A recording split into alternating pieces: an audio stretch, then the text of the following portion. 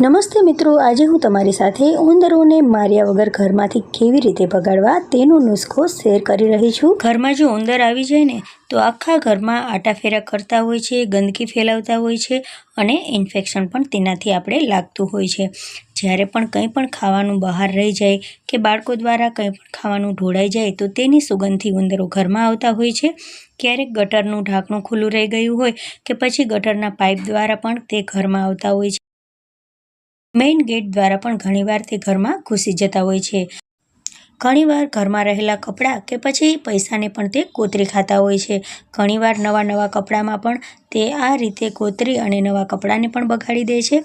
અને જ્યારે પણ ઘરમાં કોઈ પણ પ્રકારનું તેને ખાવાનું મળી જાય તો તે આખા ઘરમાં ફેલાવતા હોય છે।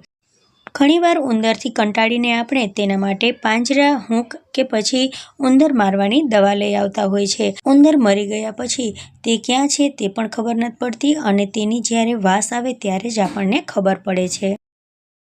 તો ઉંદરને માર્યા વગર ઘરમાંથી ભગાડવા માટે આપણે તો પહેલાં લઈશું એક બાઉલમાં ઘઉંનો લોટ। જો તમારી પાસે ઘઉંનો લોટ ન હોય તો તમે ચણાનો લોટ પણ લઈ શકો છો। હવે આ ઘઉંના લોટમાં આપણે નાખીશું ફિનાઇલ। તમે કોઈ પણ ફિનાઇલનો ઉપયોગ કરી શકો છો। તો અહીંયા આપણે થોડી ફિનાઇલ નાખતા જઈશું અને ઘઉંના લોટને બાંધી લઈશું। આપણે જેમ રોટલીનો લોટ બાંધીએ ને તેમ આપણે આ ઘઉંનો લોટ બાંધી નાખવાનો છે, પણ ફિનાઇલ નાખીને। તો આપણે આ પ્રમાણે થોડી ફિનાઇલ નાખતા જઈશું અને તેનો લોટ બાંધી લઈશું। તો અહીંયા આ રીતે લોટ બંધાઈ અને આપણે તૈયાર કરવાનો છે।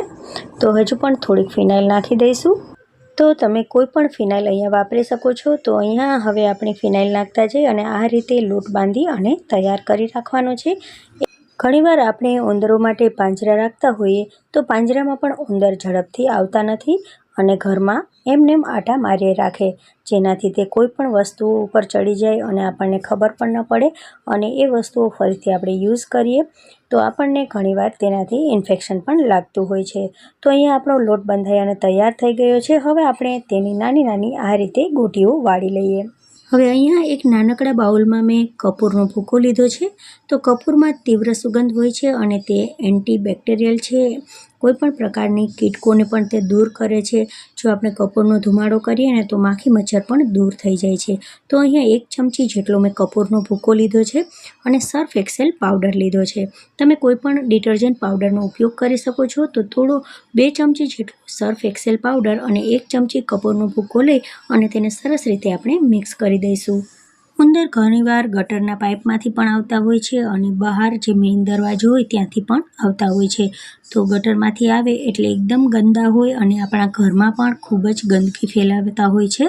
તો હવે આપણે શું કરશું કે આ જે ગોટીઓ બનાવી છે તેને આપણે આ રીતે પ્રેસ કરી લેવાની। પ્રેસ થઈ જાય પછી તેમાં થોડુંક આ મિક્સચર નાખી અને આપણે આ લોટને બધી બાજુએથી બંધ કરી દઈશું આ રીતે।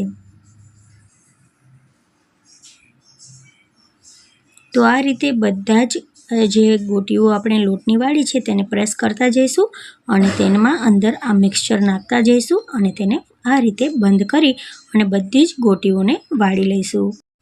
કિચન એરિયામાં વધારે પડતા ઉંદર આવતા હોય છે, જેથી આપણે કિચન જ્યારે એકદમ ક્લીન રાખીએ અને ઉંદર આવી જાય તો ફરીથી આપણે ક્લીન કરવું પડે છે।